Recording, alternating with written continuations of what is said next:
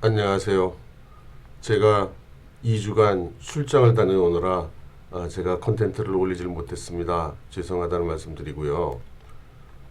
오늘은 최근에 중화권에서 대단한 화제가 되고 있는 인민대학 향송작 교수의 강연 내용을 전해드릴까 합니다. 이 내용은 12월 9일에 발표가 됐는데 하루 후부터는 중국의 인터넷에서 모두 삭제됐고요. 지금은 중화권 중심으로 인터넷을 타고 널리 전파되고 있는 그런 내용이고 또 화교계에서 아주 큰 영향을 지금 주고 있습니다. 이 향 교수는 원래 인민은행 출신으로 미국에 유학을 가서 경제학으로 박사 학위를 했고요. 그리고 본인이 여러 가지 기업 정신도 있어서 창업도 하고 기업 경영도 해보신 그런 분입니다. 1965년생이고 호북성 출신입니다. 대개들 호북성 출신들은 좀 피가 뜨겁다고들 하죠. 예. 그리고 지금은 인민대학에서 국제화폐연구소 부소장을 맡고 있으면서 대학과 금융계에 여러 가지 활동을 하고 있는 그런 분입니다. 그러면 지금부터 향 교수의 강연 내용을 전달해 드리도록 하겠습니다. 우선 가장 먼저 두 글자를 강조하고 싶다고 합니다. 바로 반 그리고 성, 반성입니다. 이것을 모든 동창들과 또 기업인들과 함께 탐토해 보자고 하고 있습니다. 금년 중국 경제가 하강하고 있다는 것은 누구라도 아는 일입니다. 이제 곧 18년이 가고 19년이 들어오는데 이번 2018년에는 정말 많은 일이 있었습니다. 하지만 많은 일 중에서 가장 중요한 일은 경제가 하강하고 있다는 것입니다. 어느 정도로 하강하고 있느냐? GDP에 대해서 우리 정부는 6.5%라고 얘기를 하고 있습니다. 하지만 어저께 매우 중요한 기관의 내부 연구 보고가 있었는데 거기서 밝혀진 GDP 숫자는 정말 놀라운 것이었습니다. 여러분들 한번 생각해 보십시오. 우리 중국의 금년 GDP가 어느 정도일 것 같습니까? 두 가지 방법으로 측정을 해봤다고 합니다. 한 가지 방식으로 추정한 결과치는 1.67%에 불과한 것으로 나왔습니다. 그리고 또 다른 한 가지 방식으로 추정한 결과는 마이너스입니다. 내가 오늘 이 말씀을 드리는 이유는 이런 추정 방식이 맞느냐, 그러냐, 숫자가 조금 더 많으냐, 적으냐 이런 것을 얘기하려는 것이 아닙니다. 금년 우리 중국은 세 가지 중대한 사건이 있었고 또 그것은 우리의 중대한 세 가지 오판이라고 할 수도 있습니다. 먼저 미국과의 무역전쟁, 이거 우리 오판한 거 아닙니까? 우린 너무 과소평가한 것이 아닙니까? 벌써 한 1년 가까이 되어가는데 우리 연초에 주요 매체들이 뭐라고 했습니까? 중국이 필승한다고 했죠. 적게 싸우면 적게 이기고 크게 싸우면 크게 이긴다고 했죠. 바로 이런 소리들이 우리 주요 매체들의 소리였습니다. 그렇지 않습니까? 우리는 어째서 이런 식의 판단착오를 하게 됐을까요? 저는 당시 우리가 내린 이 엄청난 판단착오에는 큰 문제가 있다고 생각합니다. 여기에 대해서 우리는 심각한 반성을 하지 않으면 안 될 것입니다. 경제 하강의 두 번째 큰 사건은 민영기업입니다. 2018년에 민영기업들은 대부분 투자를 하지도 않고 창업을 하지도 않고 있습니다. 어째서 이런 사태가 발생한 것일까요? 민영기업들은 왜 이러는 것입니까? 민영기업들은 어째서 이렇게 투자 마인드를 상실한 것일까요? 이번 11월 1일에 국가 영도자가 전문적인 회의를 열었습니다. 여기에서 아주 높은 태도로 이야기를 했지요. 경제가 좋지 않다. 민영기업을 도태시켜야 한다. 아니다. 지금은 아니고 좀 더 두고 보다가 도태시켜야 한다. 이런 소리를 하는 사람도 있었습니다. 민영기업인들은 이제 퇴장해야 된다. 이런 말까지 나왔죠. 우리가 왜 이렇게 태도가 건방졌습니까? 막스주의를 배운다고요. 공산당 선언을 배운다고요. 공산당 선언에 이런 말이 있는 거 아십니까? 바로 사유제를 없애는 것입니다. 이렇게 공산당 선언과 막스주의의 기치를 높인다면 민영기업가들이 어떻게 사업을 하겠습니까? 그러니 우리는 중국 경제의 하강, 미중 무역 전쟁, 이런 것들에 대해서 우리는 정말 반성하지 않으면 안 됩니다. 우리는 우리가 무엇을 잘못했는가를 철저히 반성해야 하고, 그리고 중국 경제가 온건히 성장을 계속하기 위해서 우리가 무엇을 해나가야 하는 것을 필히 심각하게 논의해야만 합니다. 오늘 제가 드리는 말씀에 대해서 여러 학우 여러분들은 동의하지 않을 수도 있고 또 비평을 하실 수도 있습니다. 하지만 하나, 저의 오늘 강의를 듣고 나서 여러분들의 마음속이 침통하고 침중하기를 바랍니다. 진심입니다. 어째서 여러분들의 마음이 침중하기를 바라는가? 그것은 우리가 가진 문제가 너무나도 많기 때문입니다. 지난 11월 1일에 좌담회에서 여러 가지 얘기가 있었지만 6가지가 주제였는데, 제가 가장 관심을 가졌던 것은 바로 6번째입니다. 우리 좀 생각해 보십시다. 소위 법치국가이며 법 앞에 평등한 국가에서 뭐 기업가뿐만 아니라 일반 백성 서민도 마찬가지지, 어떻게 해서 총서기까지 나서서 좌담회에서 인신의 안전과 재산의 안전을 이야기한단 말입니까? 너무 부끄럽지 않습니까? 우리의 법제도상에서 우리는 우리 사회를 다스리는 문제, 그리고 국가를 다스리는 문제가 얼마나 엄중하게 일어나고 있는지를 알 수 있습니다. 우리 중국은 앞으로 미래의 경제에 있어서 내부로부터 다음과 같은 6가지의 도전에 직면하게 될 것입니다. 이것은 정말 심각한 문제이고 우리가 심각하게 사고하고 숙고하고 그리고 반성해야 하는 문제입니다. 시간 관계상 하나하나 이야기하지 않겠습니다. 그리고 외부로부터 3가지의 중대한 도전에 직면할 것입니다. 이것은 이미 무역전쟁이 아닙니다. 이것은 중국과 미국 간의 중대한 가치관의 충돌입니다. 미중 관계는 이제 십자로에 와 있다고 할 수 있습니다. 미중 관계는 이제 역사의 시험에 부딪히고 있는 것입니다. 솔직하게 말해서 저는 아직 그 해답을 찾지 못했습니다.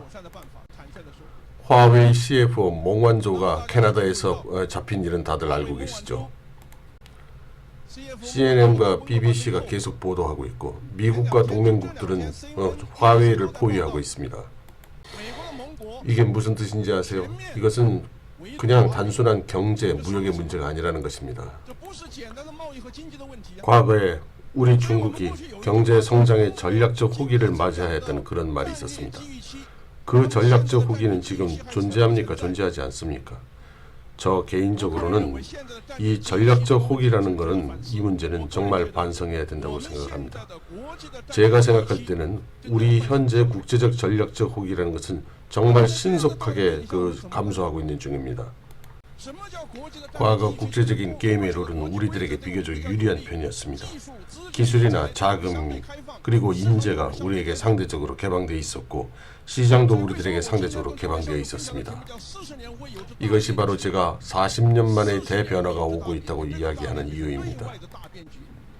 여러분들은 정말 상황을 잘 이해하고 진실을 꿰뚫어 보고 있는 겁니까? 물론 단기적으로 우리 목전의 문제는 경제가 하강하고 있는 것입니다.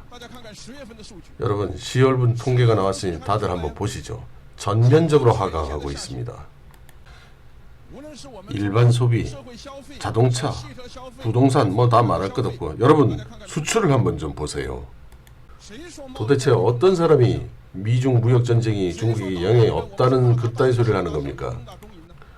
뭐 작게 싸우면 작게 이기고 크게 싸우면 크게 이긴다고요? 4, 5월경에 그따위 소리 했던 사람들 지금 다 어디 갔어요? 그 사람들 보고 좀 나와서 얘기 좀 해보라고 그래요. 그러니 우리의 국제 형세된 판단은 왜 이렇게 오판을 하게 된 것입니까? 여러분 모두 다음 통계를 보아주세요. 우리나라 경제 장기적인 하강은 원래는 큰 문제가 되지 않는 것입니다. 하지만 여러분들이 주의해야 될 일은 우리의 경제 하강 국면 속에서 소비와 제3차 산업이 GDP 성장의 78% 이상을 점유하고 있다는 겁니다. 우리 정부는 이걸 좋은 일이라고 하고 있습니다. 경제 구조 개편에 성공했다고 이야기를 합니다. 과거에 수출에 의거했던 GDP 성장을 이제 소비와 3차 산업에 의거한다는 거죠.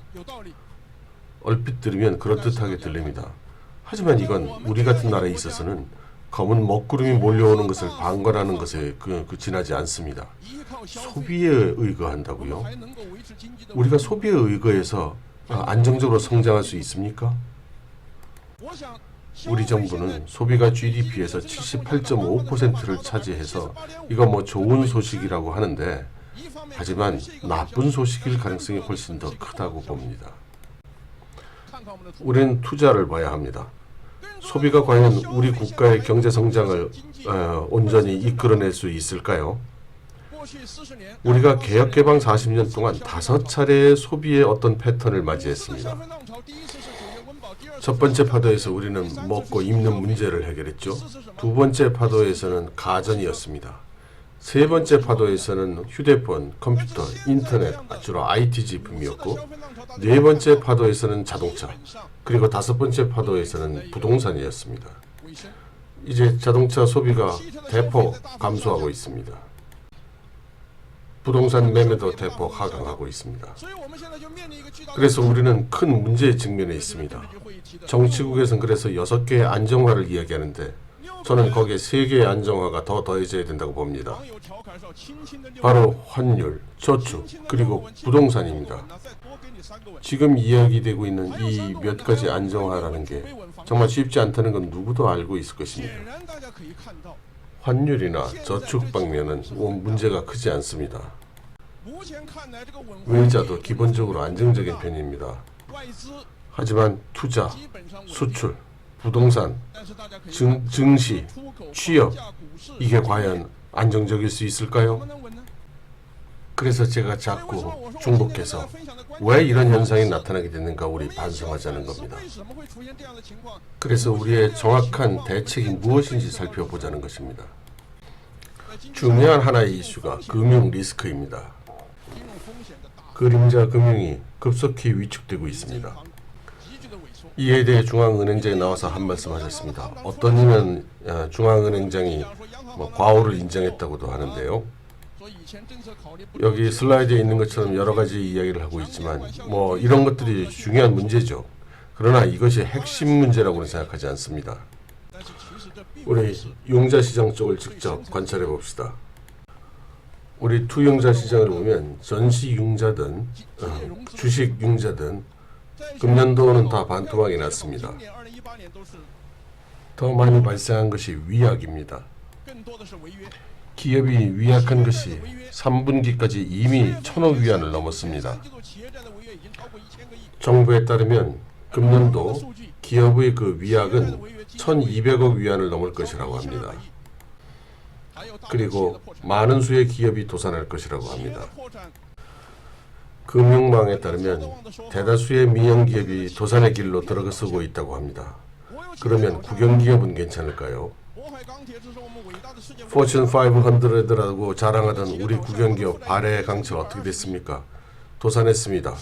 1920억 위안의 부채가 있다고 하지만 실제로는 2800억 위안에 달한다는군요. 그리고 지방정부의 부채. 이건 우리 금융계에 정말 큰 문제가 아닐 수 없습니다.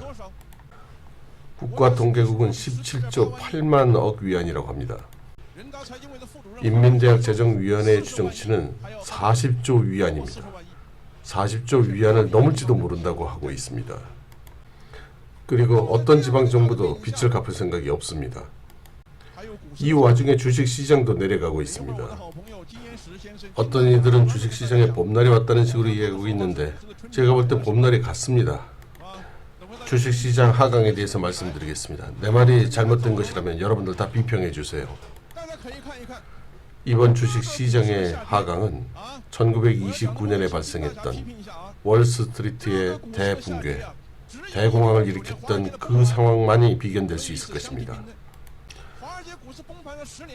그 주식 대폭락 이후 10년에 걸쳐 모든 주식이 반토막 나지 않았습니까? 이번 우리 숫자하고 비교 좀 해보세요. 우리가 반성해야 될 것은 증시가 도대체 어디까지 갈 거냐는 겁니다. 어떤 사람들은 증권감독위원회를 욕하는데 제가 볼 때는 엉뚱한 데를 욕하고 있는 겁니다. 뭐 정책이 현실과 부합하지 않는 면도 있을 거고 집행에 무리한 면도 있을 거고 뭐 여러 가지 있겠지만 이것이 근본적인 원인은 아니라고 봅니다. 우리 상장사들의 이익의 구조를 봅시다. 간단히 얘기해서 상장사들이 돈을 못 벌고 있는 겁니다. 3천여 개가 넘는 상장사들의 이익 도대체 누가 가져간 겁니까?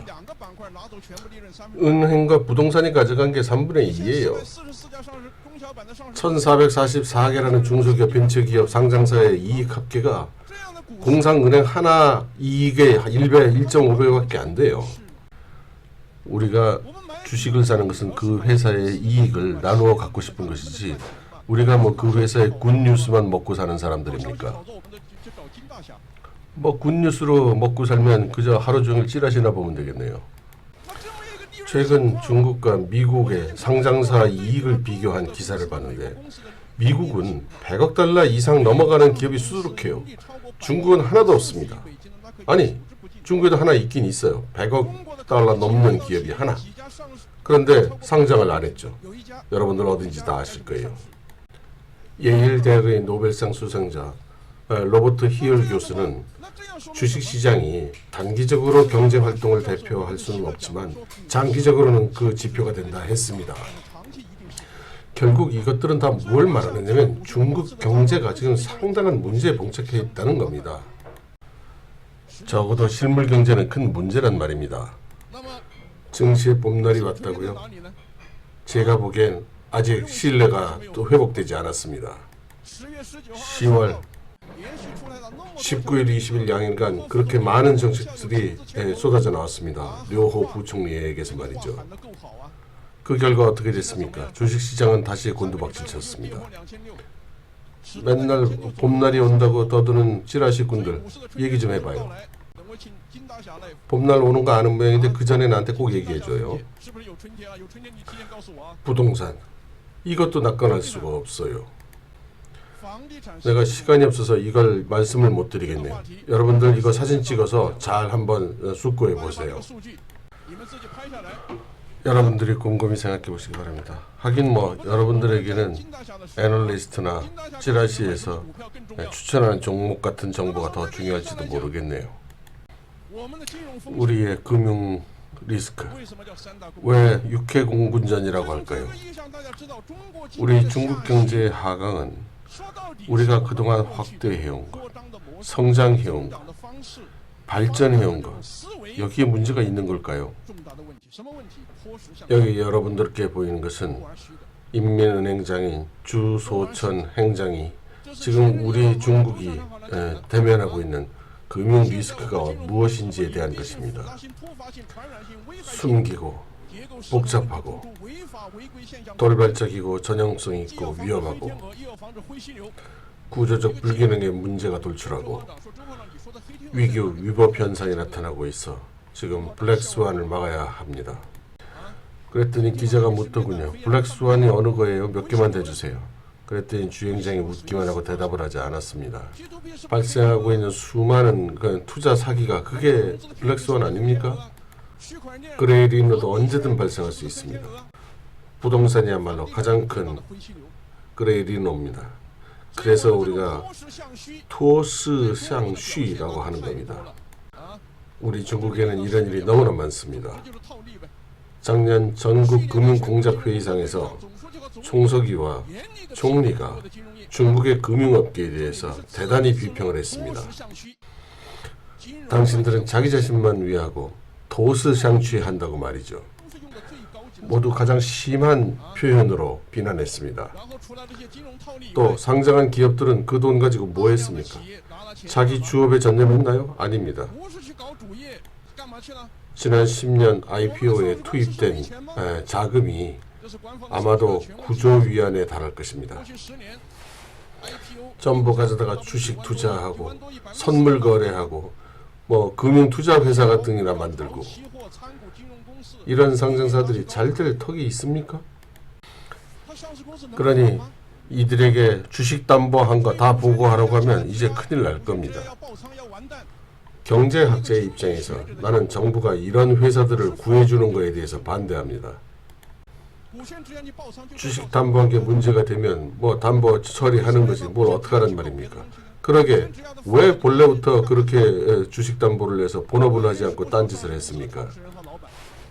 나도 개인적으로 상장사 오너들을 몇 사람 아는데 그 사람들 그 주식 담보로 뭐 했는지 아세요? 다 그걸로 투자 놀이하고 이자 놀이하고 부동산 한 거예요. 그리고는 우리 회사가 투자 목적의 부동산 구매를 했다고 그렇게 합니다. 이런 식으로 하다 보니 회사의 지표 같은 것도 다 실제와 거리가 있는 겁니다. 이렇게 해서 모두 실체가 아닌 공허한 곳에 투자를 하고 놀이를 하게 되면서 중국 기업들은 모두 자기 자산 비율, 자본 비율 같은 것들이 악화되고 있는 것입니다. 우리 중국 기업의 부채 관련 지표는 미국의 3배, 일본의 2배나 됩니다. 그 결과 기업의 부채 비율이 전 세계 최고입니다. 뭐 부동산은 말할 것도 없습니다. 제가 여러분들께 이러한 숫자를 공유하고 반성을 함께 하면서 우리에게 어떤 결론이 있을 수 없는가 생각해 봅니다. 좋습니다. 뭐 3년 1분기면 또 돌아오는 정책이 있죠.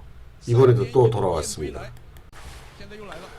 이제 경제 하강 국면의 압력이 매우 크죠. 뭐 가능성이 아니라 이제 뭐 다 인정해야 되는 사실입니다. 그래서 맨날 쓰는 정책이 또 나왔습니다. 뭐 맨날 쓰는 거, 뭐 통화 유동량 늘려주고, 신용대출 강화해주고, 재정정책도 풀어주고. 그런데 우리 인민대학의 여러 교우 여러분들 많은 공부를 하셨죠. 여러분들 보시기에 이런 정책으로 해결이 되겠습니까? 이따구 정책으로 우리 중국의 문제를 근본적으로 해결할 수 있다고 보십니까? 우리 금년의 통화정책 긴축하지 않았습니다. 풀었습니다. 2조 3천억 위안이나 풀었습니다. 총액으로는 10몇 조 위안이 풀린 거예요. 해결 방안으로 칼 3자루를 내밀었죠. 첫 번째 칼은 신용대출 늘려주는 거, 두 번째 칼은 채권 발행하게 해주는 거, 세 번째 칼은 주식담보로 대출받을 수 있게 해주는 거. 광동 주강 삼각 지역에 제가 한번 조사를 나갔었는데 지방정부의 관원이 은행장들 불러놓고 기업들인들 불러내놓고 당신들 어느 은행에서 얼마나 대출받고 싶어 이 짓 하고 있더라고요. 이게 뭡니까? 그러니 또다시 한번 말씀드리겠는데 정말 이런 식의 정책으로 우리의 본질적인 문제를 해결할 수 있는지 우리 정말 반성해야 됩니다. 그리고는 채권의 주식 전환을 요구하고 말입니다. 시장을 이런 식으로 마구 휘두르 놓고 정책을 마구 내놓는데 나는 아무래도 효과가 있을 것 같지 않습니다. 정책 시행한 지 2달 정도가 경과했는데 어떻습니까? 효과가 있습니까? 우리 경제의 문제점이 어디 있는지 정말 반성하지 않을 겁니까? 제가 여러분들께 말씀드리고 싶은 저 자신의 결론은 우리 중국 경제의 문제는 더 이상 속도라든가 규모의 문제가 아니라 바로 퀄리티의 문제라는 것입니다. 19대 보고 좋습니다. 19대 3중 전에 보고 그것도 아주 잘 썼습니다. 하지만 많은 것을 구체화하거나 실행하지 못했습니다. 우리들의 구조적인 문제, 19대에서 제기한 6대 불균형, 10대 부족 다 좋습니다. 여러분들은 모두 우리 인민대학의 동창생이자 기업가들이십니다. 여러분들 한번 생각해 보세요.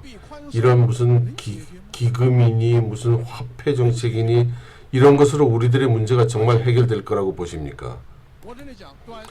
말씀드리지만 이런 통화 정책이니 신용 정책으로는 지금 이 문제를 절대 해결할 수 없습니다. 우리는 구식의 정책과 구식의 사고방식에 갇혀서 거기서 탈출하지 못하고 있는 것입니다. 중국 경제의 성공은 오직 민영 기업의 활력에서만 찾을 수 있고 민간 기업가의创新, 크리에이티브니스, 기업가 정신을 얼마나 고양할 수 있느냐에 달려있는 것입니다. 그동안 주식이니 펀드니 부동산이 놀 만큼 놀지 않았습니까? 이거 계속 더 놀 생각입니까? 여러분, 다음, 정말 민영기업의 핵심 문제가 뭔지 한번 보십시오. 무슨 이자가 조금 높고 낮고 하는 그런 문제보다는 정부가 정말 약속을 지킬 것인가, 이것이 훨씬 더 중요한 요소입니다. 국무원의 영도자도 말씀을 하셨습니다. 중국에서 가장 신용할 수 없는 게 뭐냐고요? 바로 정부입니다. 정부가 기업의 리스크를 해소해 주어야 하고, 국영기업이 민영기업의 리스크를 해결해 주어야 하고, 큰 민영기업이 작은 민영기업의 리스크를 해결해 주어야만 합니다. 둘째로 3대 원가가 계속 오르고 있으니 감세 조치, 부담을 경감해 주는 조치가 가장 먼저 해야 될 일입니다. 중국이 이번 경제 하강 국면을 극복하고 본질적인 문제를 해결하기 위해서는 지금 보여드리는 세 분야에 있어서의 개혁을 하지 않으면 안 될 것입니다. 바로 세금개혁, 정부개혁, 국가개혁입니다. 세금을 줄이고 부담을 경감시킨다고 했는데 어떻게 합니까? 그건 정부가 조직을 슬림화하고 상당한 규모의 감원을 하지 않으면 안 되는 것입니다. 조직을 슬림화하고 인력을 절감하기 위해서는 정부의 그 체질을 개선하지 않고는 이행할 수 없는 일입니다. 북경대의 조치룬 교수, 제가 아주 존경하는 분입니다. 이 조 교수께서 항상 하시는 말씀이 있습니다. 우리 중국의 큰 문제가 무엇이냐? 사회를 통치하는 비용이 너무나 비싸게 든다는 것입니다. 바로 이 세 가지 개혁, 세금, 정부, 그리고 국가.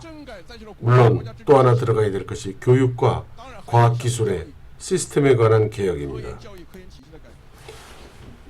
이틀 후에는 개혁개방 40주년을 기념하는 큰 대회가 열린다고 합니다. 이 대회에서 부디 우리 중국의 앞날을 헤쳐나갈, 그리고 모순을 극복해 나갈 좋은 정책이 이루어지기를 정말 바라마지 않습니다. 만일 이번에 어떤 브레이크스루가 일어나지 못한다면은 제가 여러분들께 말씀드리겠는데, 우리 중국은 앞으로 상당 기간 매우 어려운 시기에 돌입하지 않을 수 없을 것입니다. 향 교수의 이 강연이 이루어지고 나서 하루가 지나자 이 강연 내용은 모든 중국의 인터넷에서 사라졌습니다. 그리고 향 교수의 신변이 안전한지도 지금 알 수가 없습니다. 오로지 홍콩, 대만, 그리고 해외 화교권에서 이분의 강연이 여기저기 돌아다니면서 재방영되고 또 다시 여러 의견이 덧붙여지고 있으면서 회자되고 있을 뿐입니다. 저는 이분이 이렇게 열정적으로 국가와 민족을 위해서 자기의 안위를 돌보지 않고 할 말을 하는 이런 모습을 보면서 정말 감동을 받았습니다.